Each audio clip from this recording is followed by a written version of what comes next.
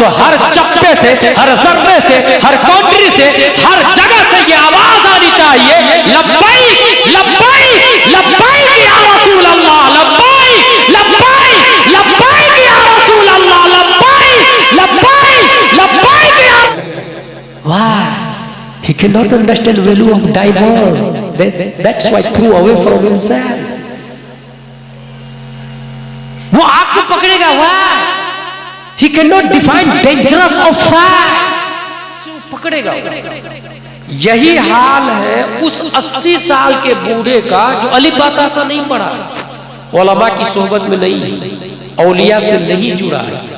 वो भी ईमान को ऐसे ही फेंक देगा जैसे वसीम रज़वी ने फेंक दिया, बल्कि वो मोमिन था ही नहीं, वो शिया के हिसाब से शिइयत को भी फेंक दिया।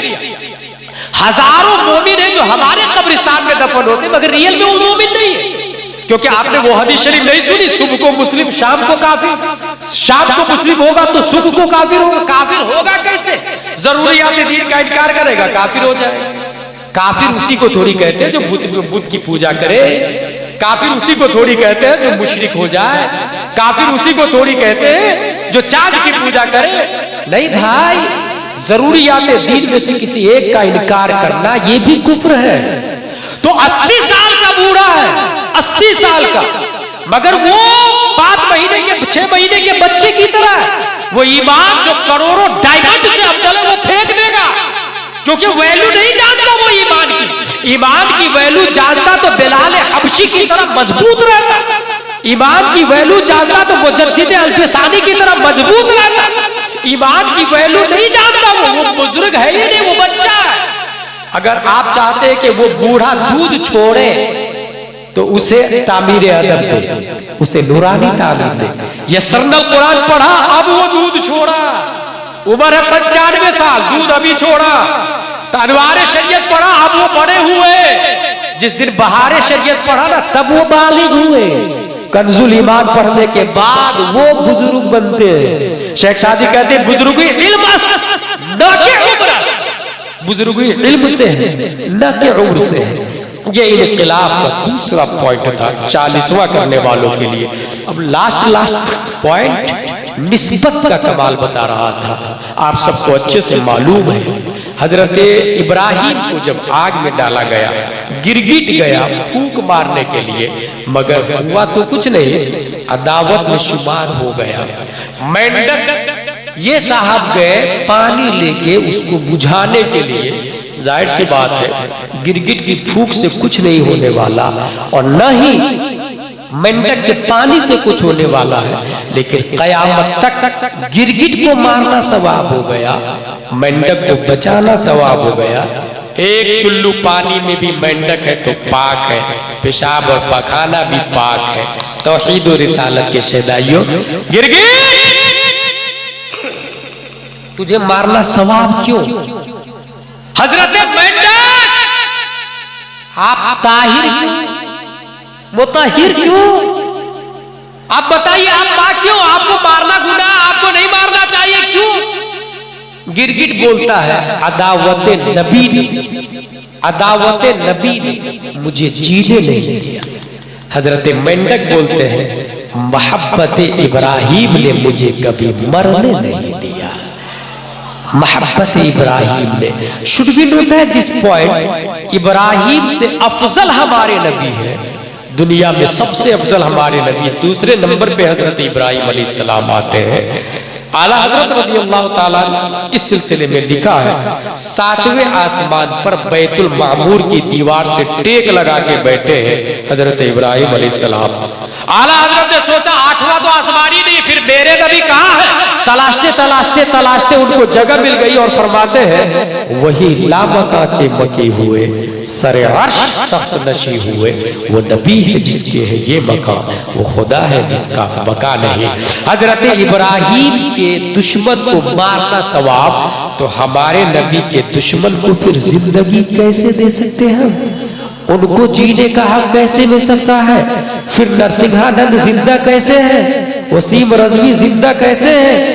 सोचने वाली बात। उनको मारना जायज, मारने वाला सवाब पाएगा, आज भी अगर हमारी रगों में हरारत ईमानी है तो गुस्ताखे नबी जिंदा नहीं रहना चाहिए। जब भी इस्मत मुस्तफा पर, अजमत मुस्तफा पर, शाकत मुस्तफा पर, शान मुस्तफा पर, हजरत सल्लल्लाहु तआला अलैहि वसल्लम की जात पर, शरीयत पर अगर कोई हर्फ उठाता है तो हर चप्पे से, हर जर्रे से, हर काउंट्री से, हर जगह से ये आवाज आनी चाहिए, लब्बैक लब्बैक लब्बैक या रसूल अल्लाह, लब्बैक लब्बैक लब्बैक या रसूल अल्लाह, लब्बैक लब्बैक लब्बैक या रसूल अल्लाह। और दुनिया को बता दे कि हमारी रगों में हरारत ईमानी अभी जिंदा है।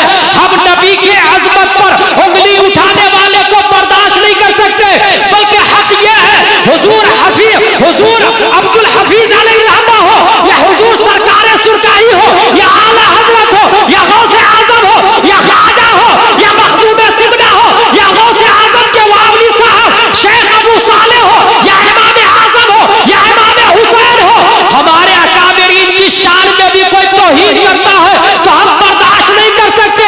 अरे ये तो अकाबिरीन है, हमारी माँ को कोई गाली दे हमें बर्दाश्त नहीं, हमारे बाप को कोई गाली दे हमें बर्दाश्त नहीं, बड़े भाई को कोई गाली दे तो हमें बर्दाश्त नहीं। फिर काफिरों मुश्रिकों को बता दे करोड़ों बाप हमारे नबी पे कुर्बान है, करोड़ों माए हमारे नबी पे कुर्बान है। याद रखना, अपनी हरामीपंथी से बाज आ जाओ, खुराफात से बाज आ जाओ, फिस्म फुजूर से बाज आ जाओ, शरारतों से बाज आ जाओ।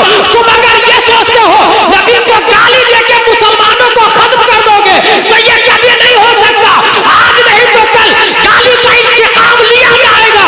मुसलमान नहीं तो रब्बे कदीर तुमसे इंतकाम लेगा, खाली के मुसलमान तुमसे इंतकाम लेगा।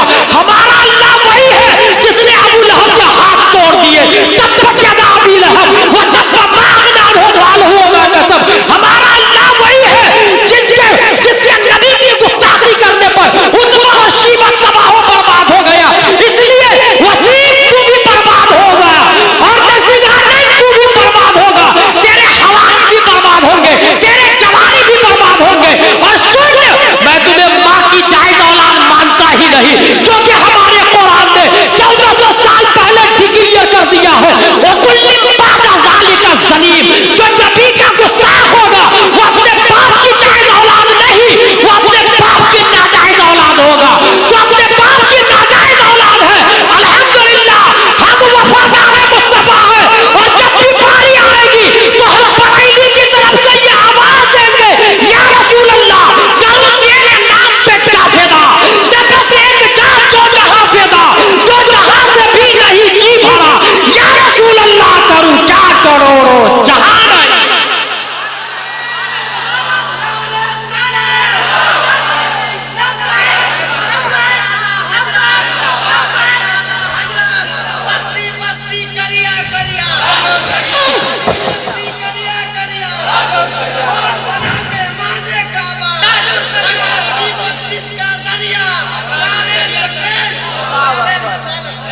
मुझे बुखारी की वो हदीस याद आ रही है, तकरीबन 11 सवाल हिरकल बादशाह ने अबू सुफियान से कबले इस्लाम किया था। 11 सवाल, बाप कई फकाना बदुल, वही के अंदर यह हदीस आई है। उसमें से एक सवाल ये था कि जो मुसलमान बनता है पलटता है कि नहीं पलटता। कहा जो एक बार बनता है पलट के नहीं आता वापस। हो सकता है कोई इस हदीस पर एतराज करे कि शिया भी तो मुसलमान था, वसीम भी तो मुसलमान था, पलटा कैसे, मुर्तद कैसे हुआ। पॉइंट नंबर 1, वो मुसलमान था ही नहीं, क्योंकि जितने शिया है शेखैन की शान में तबर्रा की बुनियाद पर दायरा इस्लाम से बाहर है। ये याद रखिएगा आप लोग, जितने शिया है मुस्लिम है ही नहीं। काफिर की नजर में मुस्लिम है ना भाई, तो काफिर की नजर से थोड़ी इस्लाम चलता है, इस्लाम का सिस्टम है अपना। दूसरी बात, वसीम रिजवी से बनारस में पूछा कि तुमने इस्लाम क्यों छोड़ दिया, तो बड़ी अच्छी बात उसने बता दी, रब ने कहलवा दिया, छोड़ा थोड़ी हूं, भगा दिया गया है। उसकी बीवी से पूछा आपका शोहर मुर्तद हो गया, आपकी क्या राय। कहा अच्छा हो गया, कचरे को घर में कब तक संभाल के रखूंगी। न्यूज भी आया भाई, बाज़ाब्ता कचरे को घर में कब तक संभाल के रखें। अच्छा गौर कीजिएगा, अबू लहब के बारे में कुरान में ये आयत आई, तब्बत यदा, दोनों हाथ टूट जाए, वह तब मा अगना अन्हु मालुहु वमा कसब, जो पोस्ट था, जो किया धरा था, सब गया। वसीम रजवी एक और वसीयत करके गया। क्या वसीयत किया जानते हैं? मुझे जलाना, कुरान शरीफ में आया सयस्ला नारन ज़ात लहब, अनकरीब भड़कती आग में डाल दिया जाएगा। अनकरीब अबू लहब ही की औलाद है, उसी की औलाद है। अल्लाह तबारक व तआला हम सबको दीन शरीफ, हदीस शरीफ, फिक़्ह शरीफ पढ़ने, समझने, अमल करने की तौफीक अता फरमाए। अपने अपने एरिया की मस्जिदों में ध्यान दीजिएगा, बच्चे लड़की हो या लड़का हो दोनों पढ़ने के लिए आए, और डोर टू डोर आप जाके कहिएगा भाई साहब अपनी बच्ची को मदरसा भेजे, मकतब में भेजे। हो सकता है वो ये बोले, who are you interfering my personal life, she is our daughter, they are our children, मेरे बच्चे हैं, जाहिल रहेंगे, तुम कौन होते हो? तो कहिएगा bro it is not your personal matter, क्योंकि तुम्हारी बेटी को जिस दिन बजरंग दल वाले ले जाएंगे तो सिर्फ तुम्हारी नाक नहीं कटेगी, पूरे गांव की नाक कटेगी, पूरे मोहल्ले की नाक कटेगी। इसलिए तुम्हारी बेटी हुई, पूरे मोहल्ले की बेटी, सबकी बेटी। लड़े, मेहनत करे। काफिरों पे जबर नहीं है ना, मुस्लिम पे जबर है, बाहर शरीयत में आया है। जाके बच्चे को ढूंढ ढूंढ करके लेकर के आए, और अगर आपके खिलाफ केस करते वो, ये मुझे बहुत सताता, रोज रोज फजर की नमाज के बाद आ जाता और कहता बच्चा भेजिए, इसको जेल में डाल दे। अगर आप जेल में चले जाइएगा तब सोचिएगा कि इस सिलसिले की मैं पहली और लास्ट कड़ी नहीं हूं। जो दीन की खातिर जेल गया उसे इमाम अहमद बिन हम्बल कहते हैं। 28 महीने जेल में रहे। जो दीन की खातिर जेल जाता और 12 साल रहा, शमसुल अइम्मा सरखसी कहते हैं। जो दीन की खातिर जेल गए और 7 साल रहे, मुजद्दिद अल-फसानी कहते हैं। मेरे भाई, इस तरह इंशाअल्लाह इनकलाब आएगा, हम अपने दीन की हिफाजत करेंगे। मैं समझता हूँ बुनियादी बातें हमने बताई, उससे हफीजी के सुनहरे मौके पर अल्लाह तबारक व तआला हुजूर सरकार अब्दुल हमीद शाह अलैहि रहमत की फयूज़ व बरक़ात से हम सब